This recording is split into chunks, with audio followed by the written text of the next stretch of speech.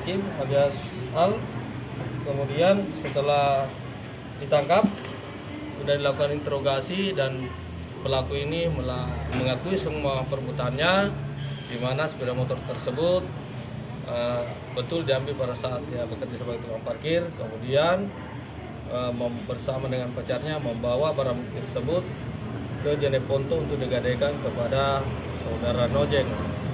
Ya, setelah digadaikan dengan harga 2 juta rupiah, dari hasil pegadaian itu 2 juta, dia membeli handphone Oppo, ya, Oppo yang dijadikan juga barang bukti.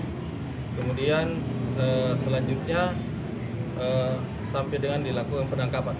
Jadi barang bukti sini adalah ada sepeda motor, ya, barang buktinya adalah 1 unit sepeda motor Honda Scoopy warna merah hitam dan juga 1 buah handphone merek Vivo Y91 warna biru hitam.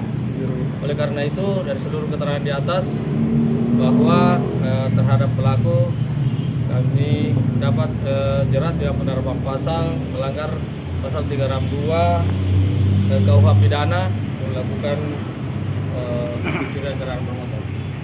Untuk penadaan sendiri apa sudah diamankan? Ya. Untuk penadaan sendiri. Untuk penadaan sendiri sementara masih